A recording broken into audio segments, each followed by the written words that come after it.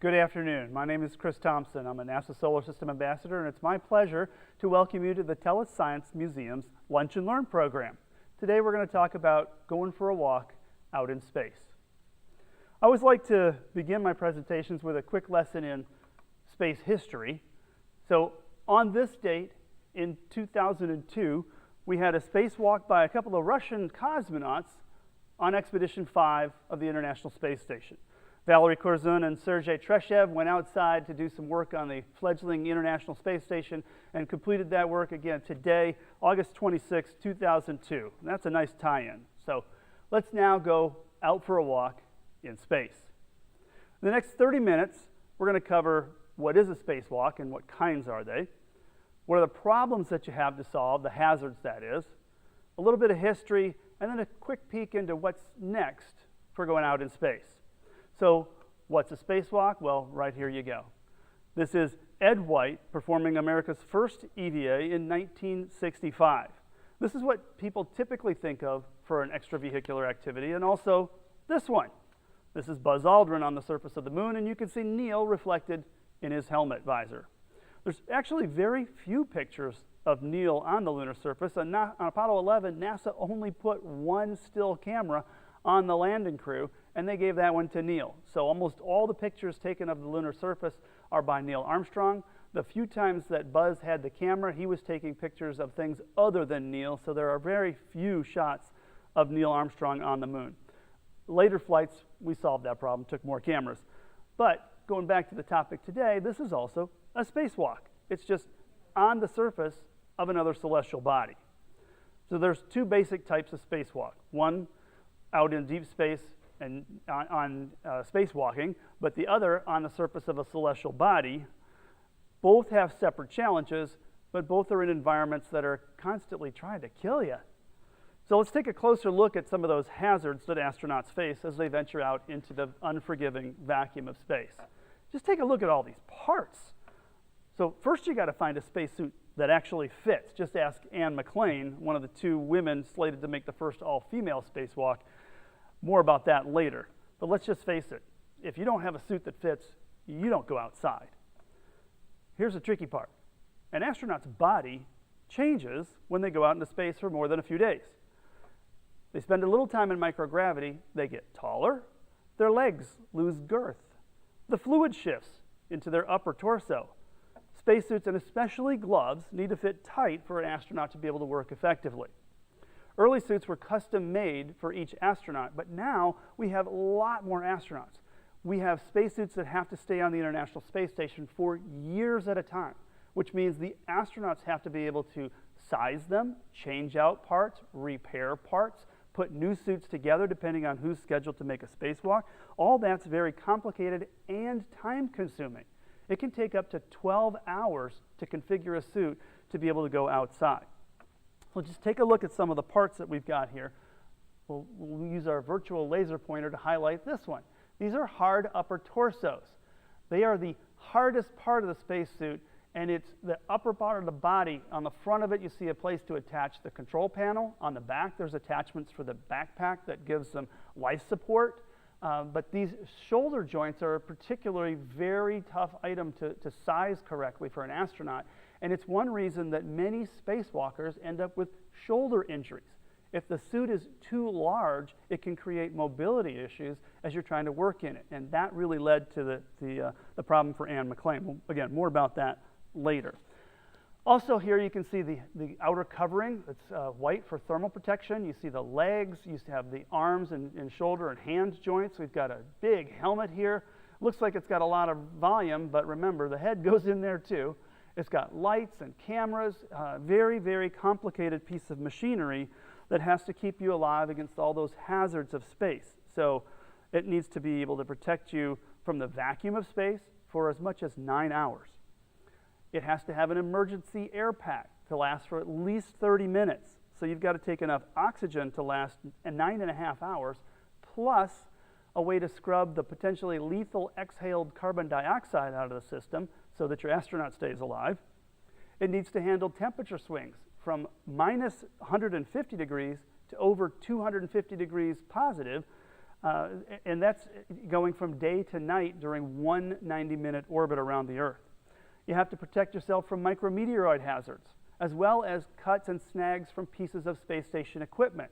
We design all that stuff to be smooth, but if it's hit by a micrometeoroid, you get a little pit or a streak on there that can have a sharp edge and cut open a suit or a glove.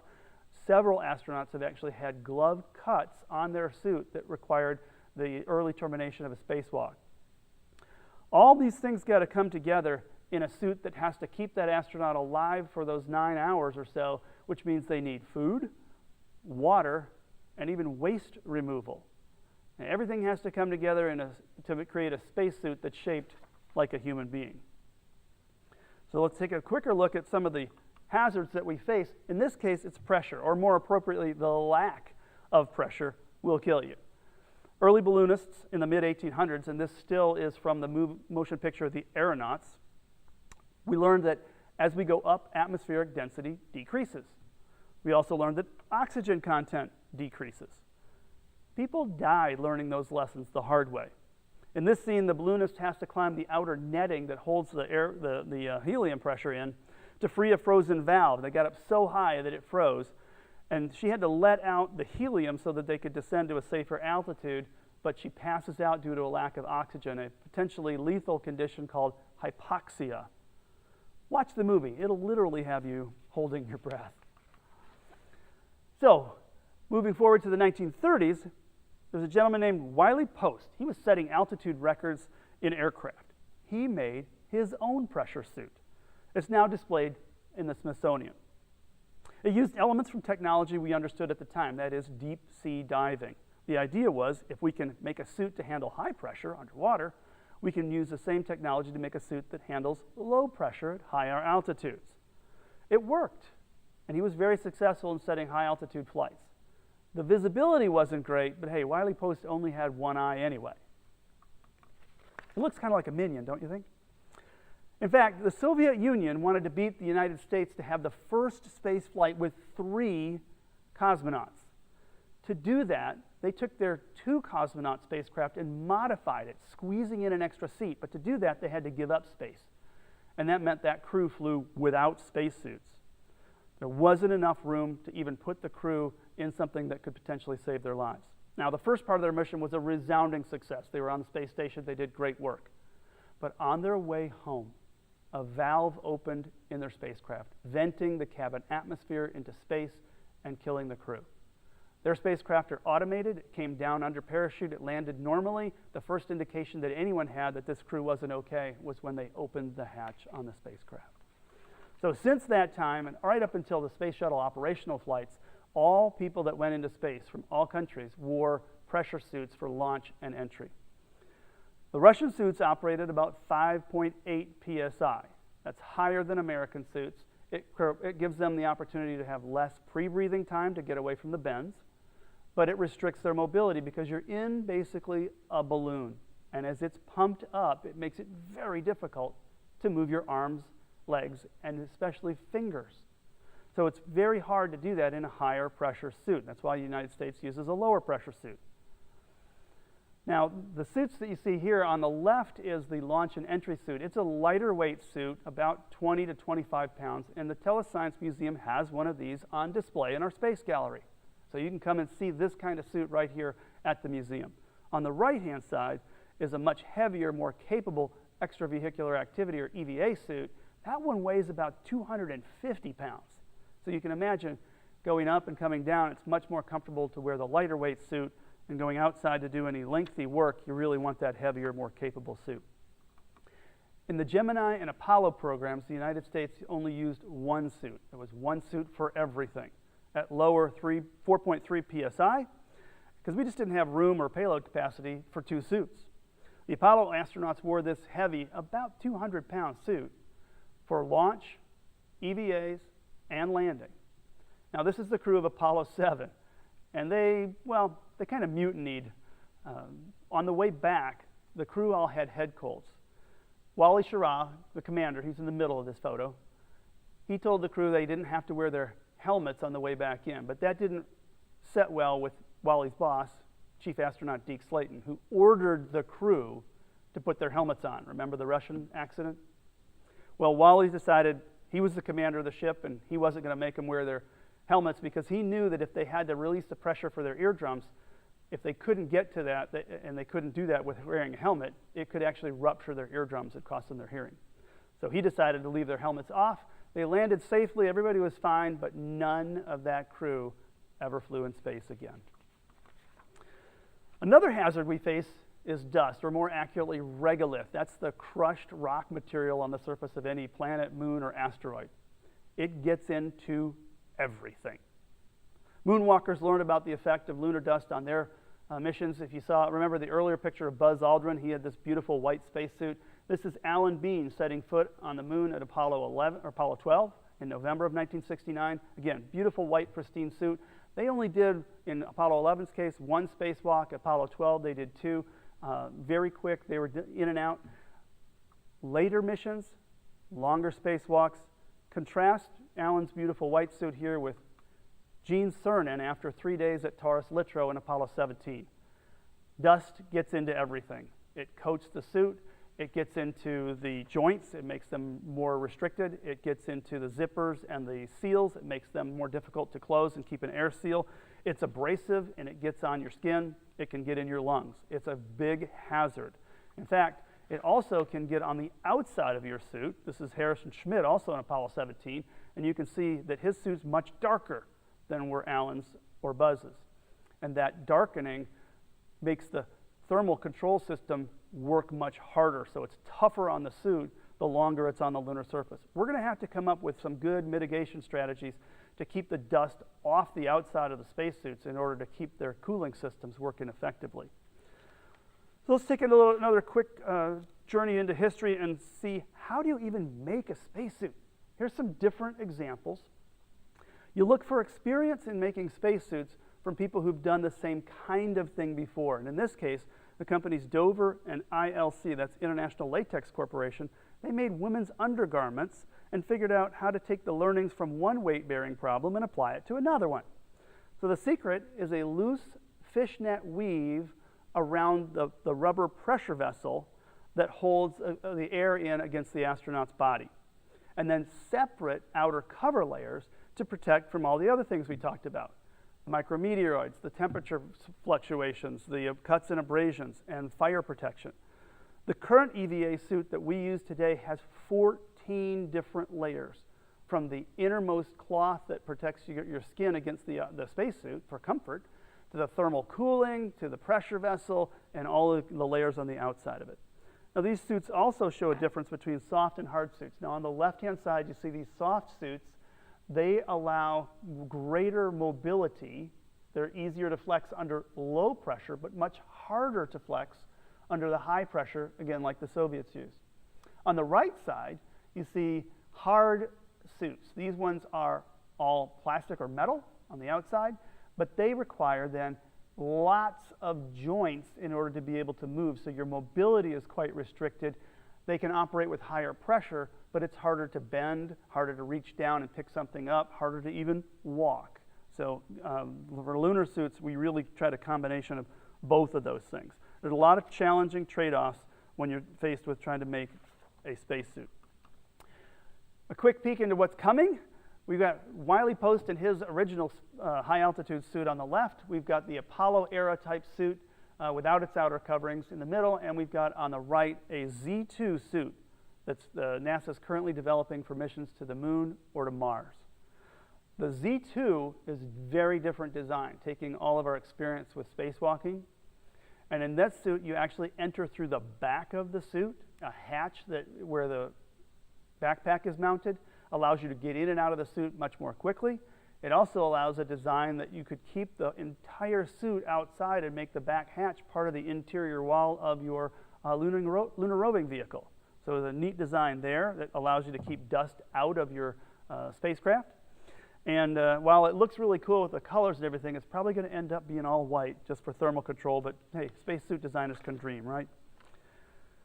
Now, back in the Cold War era, 60s and 70s, high-altitude aircraft like the SR-71 needed pressure suits to keep their crews safe in the event of a cabin depressurization.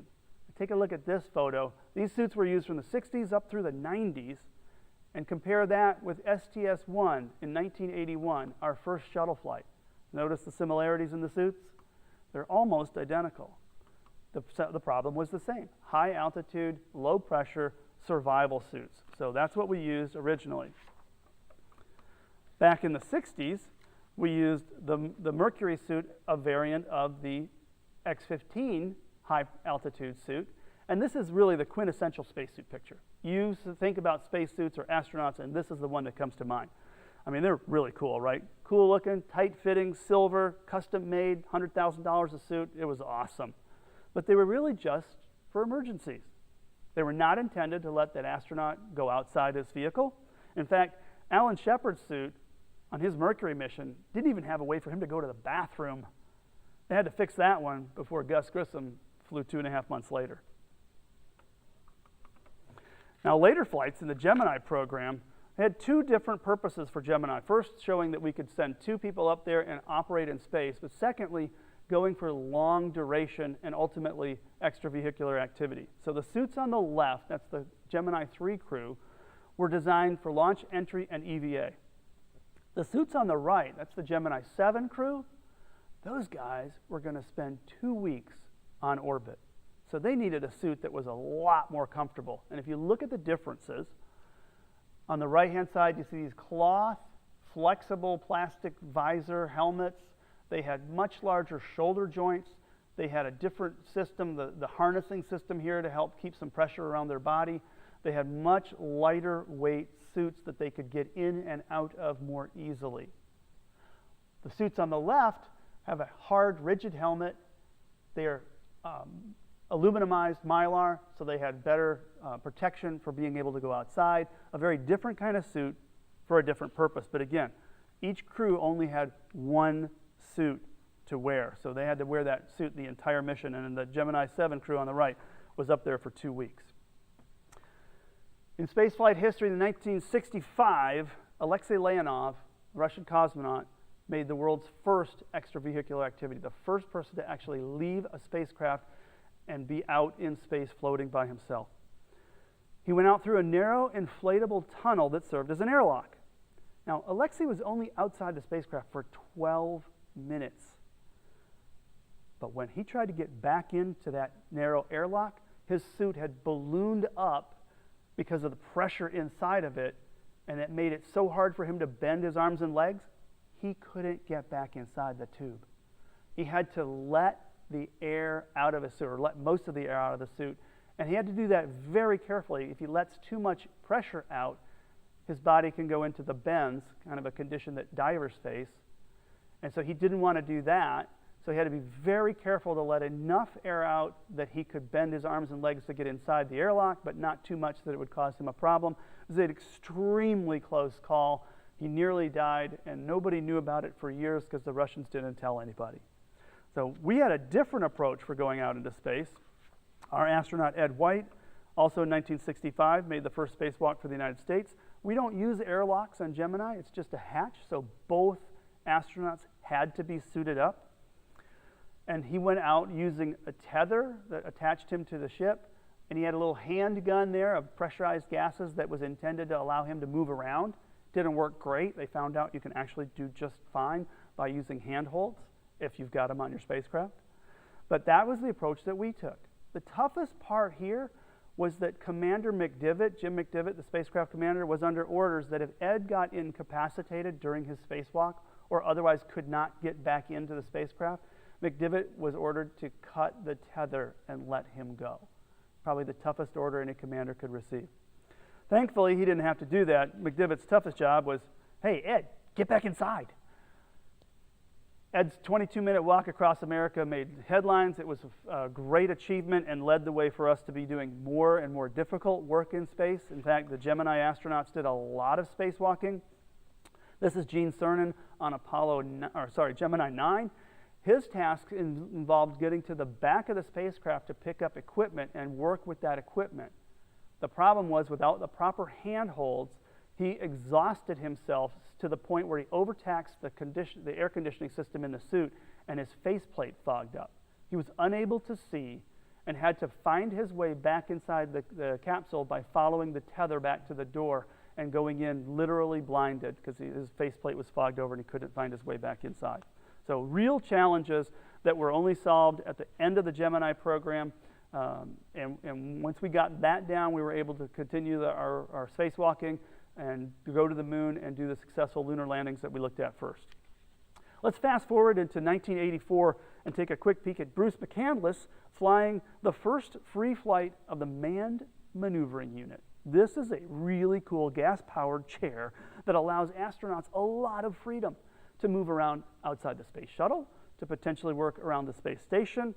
It was a large gas-powered flying machine that would allow you to go very far away from the shuttle, hold orientation, move, automatically fly. It was a great piece of technology.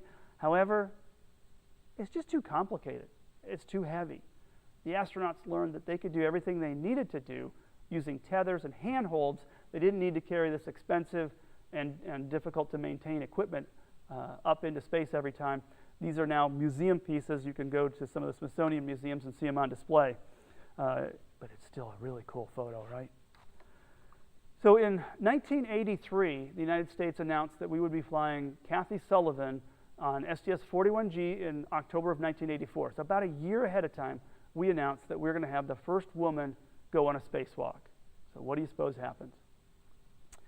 Yep, about 2 weeks later, the Russians announced that Svetlana Savitskaya would be making the world's first spacewalk in June of 1984. So they beat us to the punch by about 5 months. She went outside on her Salyut mission and did a 7-hour spacewalk, but of the nearly 70 Soviet or now Russian spacewalkers since that time, not one has been female. The Russians have not done a single other female spacewalk since the only first one in 1984. The United States, as scheduled, flew Kathy Sullivan on 41G, and in October of '84, she did the first female spacewalk by the United States, and she's now been followed by 13 other American women so far. They train for these spacewalks in what's called the Neutral Buoyancy Facility in Houston, Texas. It's a pool that's 200 feet long, 100 feet wide, and 40.5 feet deep. It holds 6 million gallons of water. Now, we do that because we can put the entire space station in there, and the astronauts train in an environment that's similar to that they'll encounter on orbit. It's not perfect, but it's the best we can do on Earth. It's neutrally buoyant, so things tend to float, or not on the top of the water, but neutrally buoyant, and they move similarly to the way they would in space, but we still feel the effects of gravity. Pretty good simulation, best we can do, and we've been doing it since 1965. Now here's a photo of an astronaut getting ready to go in. You can see the weights on his chest pack. I highlight those. Those are actually just lead weights. There are some down here on his feet to keep him oriented straight. They have multiple safety divers that go along with them, and they have photography divers, so they watch everything. They do about 5 to 6 hours of training for every expected hour to be out on an actual spacewalk.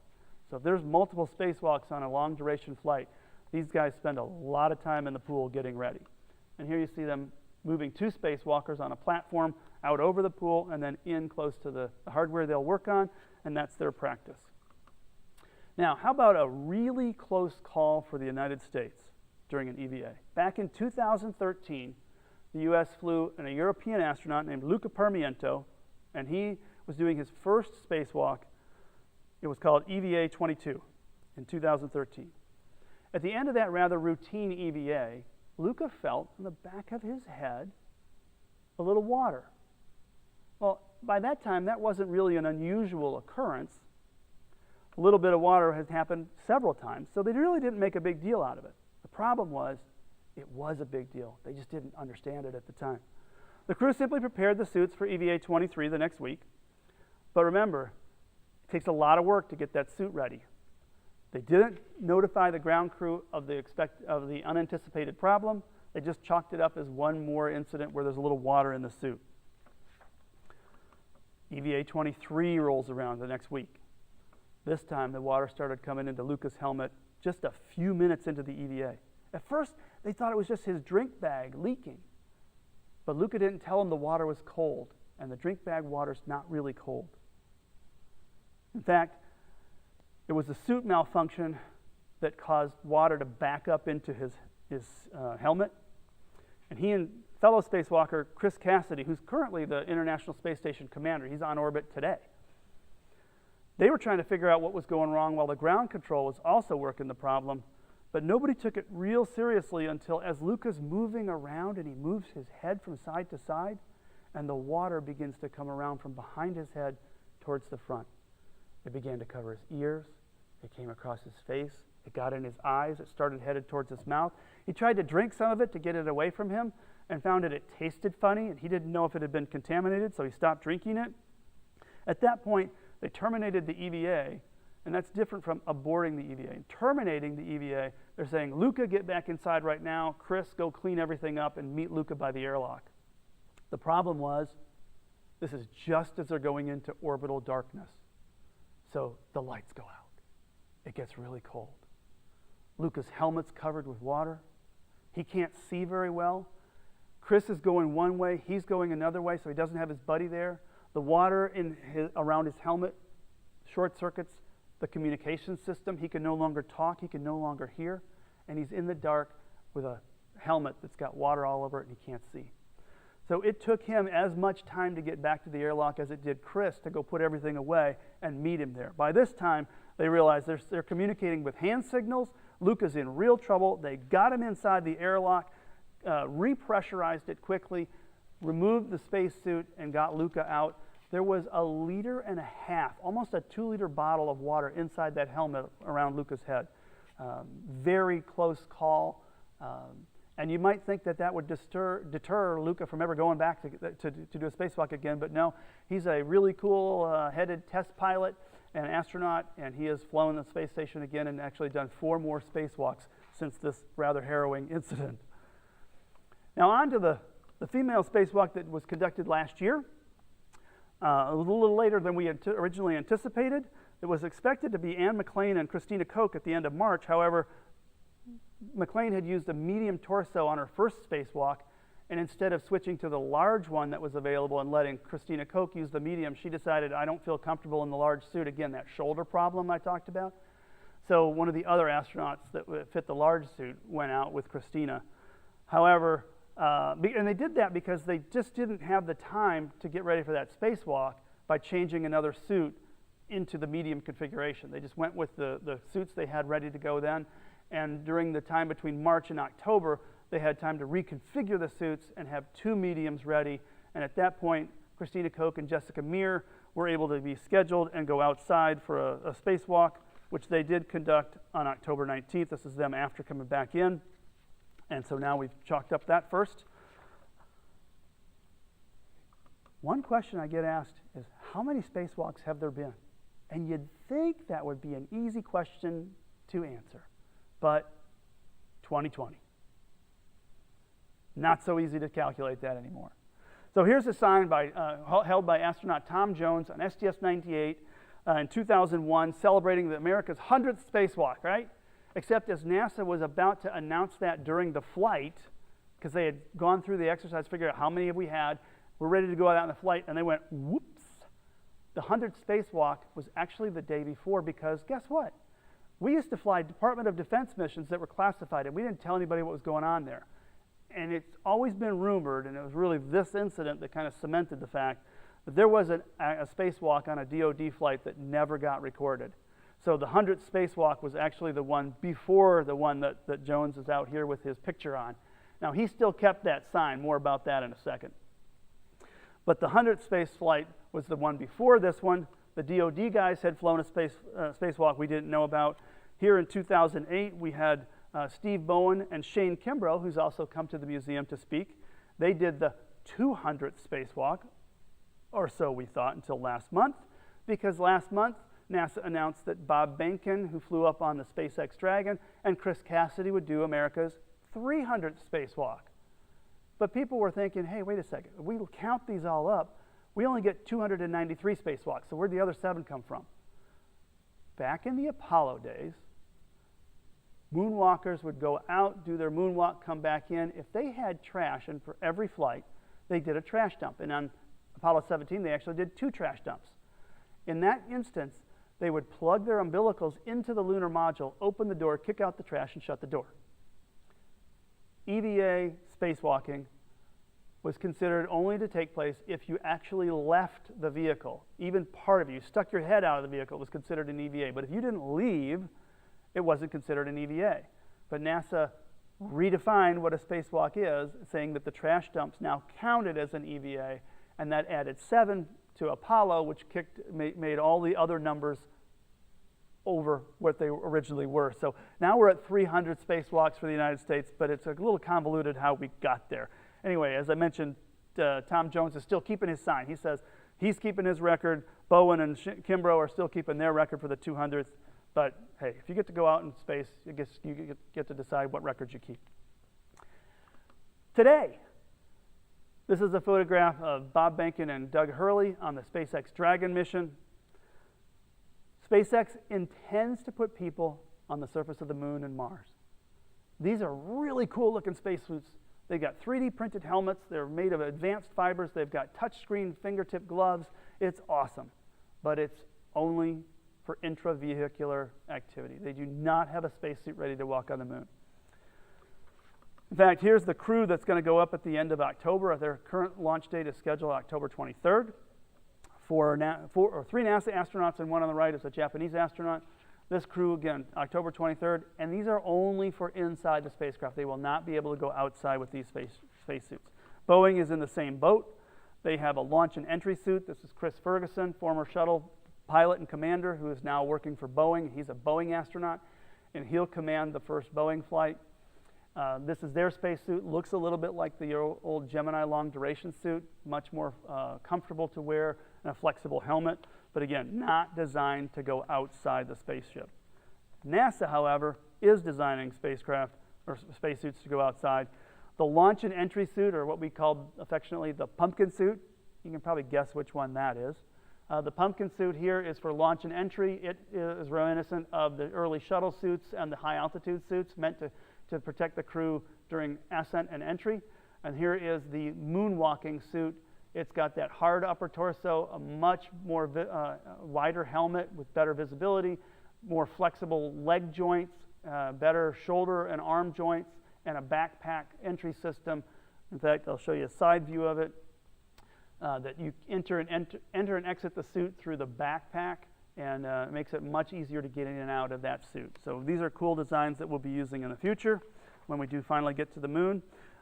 To get to Mars, it poses some different problems. On Mars, we have an atmosphere to deal with, so our evaporating cooling systems don't work the same way. We have to have a different cooling system to go to Mars. We have a little bit of atmosphere, and that's helpful, but it means we've got to do some things differently. The biggest problems for Mars are radiation protection and dust mitigation, because the dust on Mars is even finer than the dust on the moon, so it'll get into more stuff because it's tinier. It can get in. It's still abrasive, but it's even more invasive, and it's got an atmosphere to move it around, so it's going to cause some real significant problems. So we need to figure out a way to understand how materials last on Mars, and we've got a great way of doing that. Hopefully you saw that we just launched Perseverance on its way to Mars, and on Perseverance is this small aluminum bar, and that bar holds a series of material or spacecraft material samples, spacesuit material samples. There's pieces of the visor, there's pieces of the inner and outer coverings, there's several different samples you can see there, and they're mounted on the deck of Perseverance. They'll be exposed to the Martian atmosphere during Perseverance's at least 2-year mission, and we'll get great data back on how these spacesuit materials form in the environment they're expected to be operating in as we build the next set of spacesuits for the next generation of explorers, and hopefully some of you watching today are going to be among that group.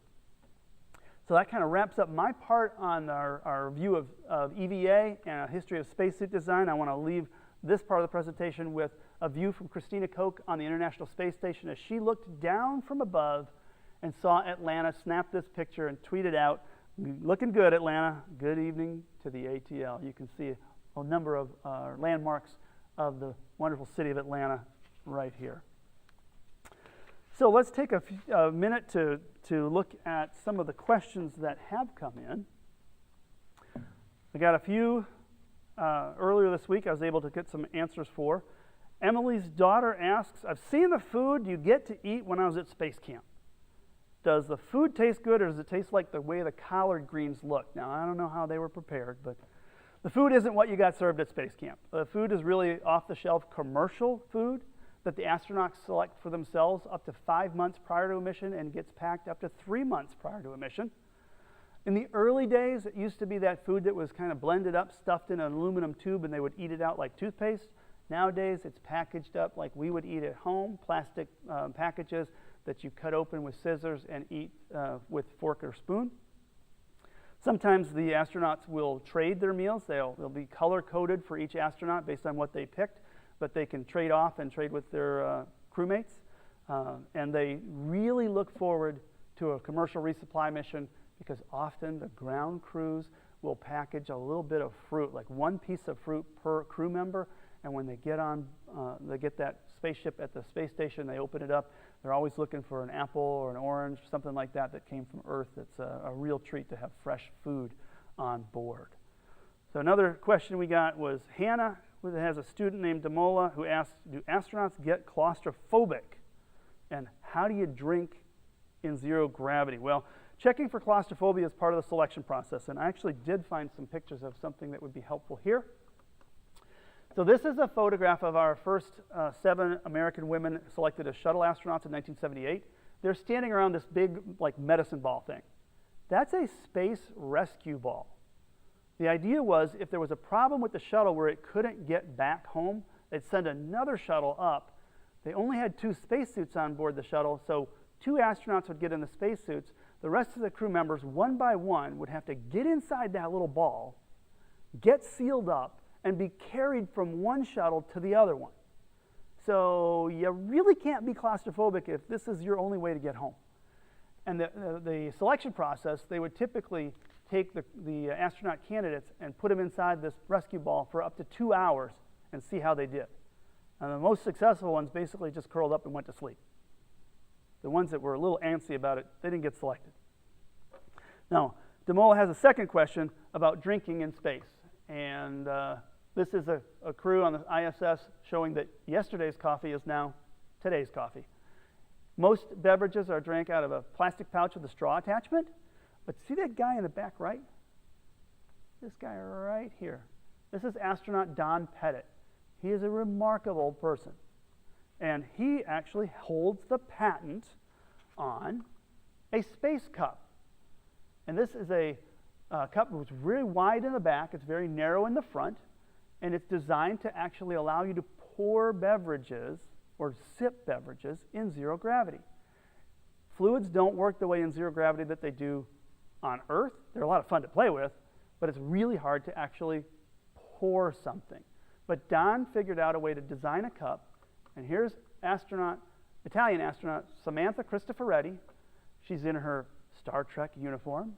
She's in the cupola looking down at Earth, and she is sipping an Italian espresso on board the ISS. That's pretty cool.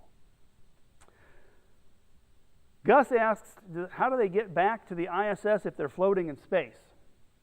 Well, the astronauts are tethered. That's been a long-standing history, safety tethers. But we also have this thing. Remember the MMU, the Man Maneuvering Unit, we don't use anymore? Well, we kind of got the smart car version of that now. An astronaut can wear a thing called SAFER, the Simplified Aid for EVA Rescue, SAFER. It clicks to the bottom of the backpack, and it's a small gas-powered tool that will allow an astronaut who somehow gets off their tether to fly themselves back to the space station. So we use that now, but generally speaking, Gus, we do not let any astronaut go out without tethers, and actually multiple tethers. They're on reels that will move with them so that they don't have extra cord out there, but it allows them to stay safely connected to the space station if for some reason they lose a hand grip. Noah from Tennessee wanted to know, why do we put a man on the moon and why are we going back? Well, in the 1960s, we were in a race with the Soviet Union to put a man on the moon. It was a matter of national prestige. It was a lot of national pride, and it showed our technological prowess. It was intended to show that. So it was really a political race and a political decision to go to the moon in the first place. But then we discovered there's a lot of technology benefit, many, many spin-offs that come from the effort to get us into space and to survive long periods of space flight. Things that most people don't realize. In fact, NASA has a saying that there's a lot of space in your life. Spin-offs like digital cameras, memory foam, safety grooves on highways and airport runways, scratch-resistant coatings for glasses, medical devices, and hundreds, if not thousands more that are technology spin-offs that have been technology transfers from NASA to the private sector and are in everybody's everyday life. And then going beyond that, what you'll hear Elon Musk and folks like him say is the need to go out into space is wired into our DNA, and we need to become a multi-planet species in order to survive long term. And if anybody questions that, just ask the dinosaurs. James asked, do astronauts get motion sickness? Well, that's an idea that's been studied for a very long time. There's really no correlation between who gets sick on the ground and who gets sick in space. It's a function of individuals, and sometimes they get sick on one flight and not the next. There are medications that are available to help that, but they're not 100%. So procedurally, we do things like don't schedule EVAs the first 3 days of a space flight. So we want to make sure that everybody is adapted to space before they would ever go inside of a spacesuit to do that. It's just a safety measure. There's really not been anybody who was completely disabled by space adaptation syndrome or space sickness. The closest or notable exception might have been a sitting United States senator on his 1985 shuttle flight, where the crew actually created a new metric called a GARN. I'll let you look that one up. We had James asking, what does the daily schedule look like for an astronaut on the ISS? And that consists of, hey, there's a lot of time to be allocated. NASA mission planners allocate basically to the minute. I looked at several time frames over, several timelines for crews over a several year period. The smallest increments I saw were 5-minute increments to do something, typically reading a checklist or checking on a piece of equipment.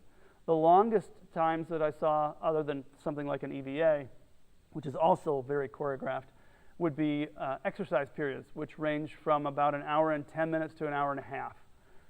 An astronaut's crew day is 12 hours of work. The other hours they get about 8 hours to sleep. They have some pre-sleep and post-sleep time that's for your basic body functions, getting breakfast, potentially medical conferences or calls with your family. But that time is very strictly controlled because it's very expensive to maintain a crew on board, and they want to get every moment of working energy out of it. Even the crews work 5 or 6 days on and 1 day off, but almost every astronaut works 7 days a week. They do some extra work for experimenters who've asked them to fly other experiments, or just spend time doing these experiments because they train for these for years before their flight. They know how important the science is to the experimenters, and they spend extra time to get the most results out of every experiment they can do. We had a question from Ted, who asked about future astronauts dealing with acceleration to go faster and further. Now, acceleration is a matter of function of, well, let me back up. Speed is a matter of acceleration over time. So you don't have to go really fast all at once. You can accelerate gradually over time and get high speeds, and that way you can travel further. But what we're really dealing with is, what is our propulsion method? And we can use chemical rockets today. They are high acceleration over short periods of time. We use solar electric power or ion power for some of our robotic explorers because they don't have to keep a person alive. They can accelerate much more slowly, but for a longer period of time, and attain greater speeds, but it takes a long time because they're typically traveling very far out into the solar system. So it's a problem for us in terms of propulsion, not so much acceleration. We know how to mitigate the acceleration during launch and entry, and we would do that for long duration flights as well. Kate asked about advice for people going into college. Wow, that's an excellent question, and often one that I get asked at a school presentation. Getting a career at NASA is really about being good at what you do, whatever field. NASA is a very large agency.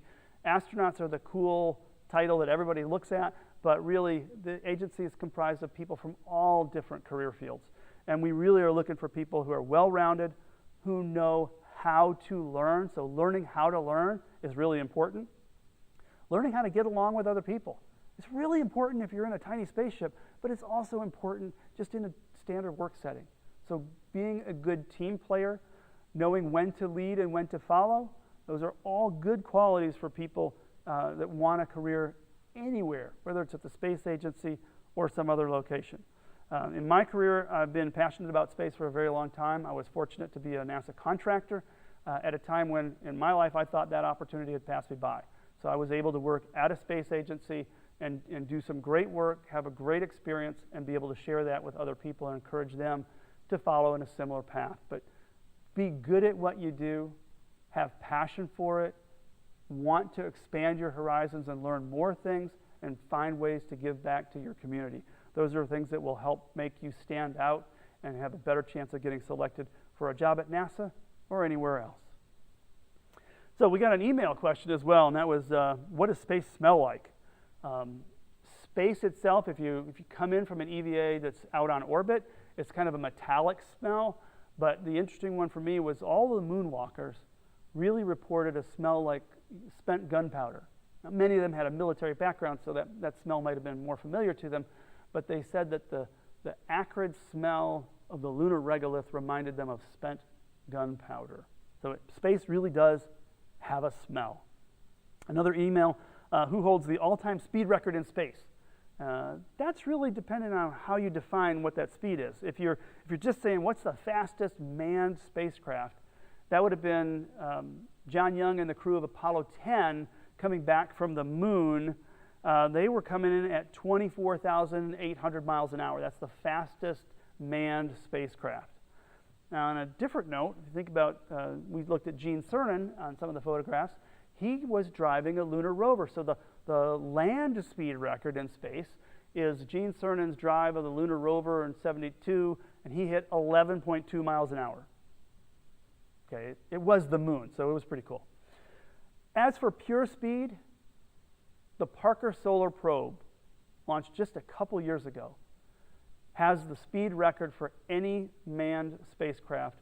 Its top speed so far was hit January of this year, 244,000 miles an hour as it orbited close to, as it's in a very highly eccentric orbit around the sun. So as it gets close to the sun, it whips around there really fast. But that's just the beginning.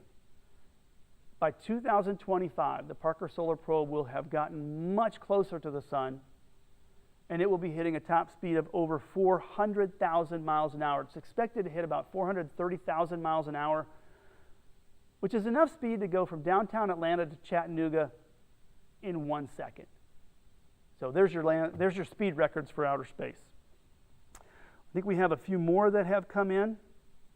Hannah asks, on behalf of her student Savannah, she asks, what's the best part about being an astronaut? Well, I think the best part of being an astronaut would be being an astronaut, because that's a really cool job. But I think the answer that I hear most often from crew members is the change in perspective they have after being out in space and looking back at our planet and realizing it's one fragile planet with one atmosphere and one human race. And that change in perspective is profound for almost everybody that goes into space, and it's a perspective I think we'd all benefit from. Marion asks, what school subjects do astronauts and engineers need to study? Now, those are two different things. So astronauts come in two flavors. There's the pilots that fly the spacecraft, and most of them come from a military or at least an aviation background, lots of hours of flight time. Many of them come from military academies. Engineers, it's the expertise that I talked about earlier. So getting good at whatever field of engineering you have. There are qualifying degree fields for astronauts, but NASA needs people of all kinds. So there are requirements for being an astronaut. There's not the restrictive requirements for being in any other type of position at NASA. We have a question here from Ashwini, who's asking what space camp is like and what are the qualifications which most people don't pass. So space camp is something everybody could go to. In fact, the space camp in Huntsville is the closest one to us, and I've been there with one of my daughters. It was a great experience. You can select from a weekend program or an entire week program. They do a great job of giving you exposure to what the astronaut training is like and how important it is to learn how to work together as a team. Let's see, we've got some other ones here. A quick reminder, we have an exoplanet workshop coming up in September. It'll be September 12th. It'll run from 8 to 11 p.m. And that's an activity that's going to be taking place here on site at TELUS. We'll be out at the observatory to take a look at stars that have exoplanets around them. And we'll have an event here in the theater with a virtual presentation by a NASA astronomer. It'll be a great time. I'd encourage you to come, check it out, take a look at it on the web page. Do we have time for a couple more questions? All right, well, that looks like it. If you have other questions, perhaps we can answer them if they're on social media. It's been a pleasure to host you today. I hope you enjoyed the program, and we look forward to seeing you at a future Lunch and Learn.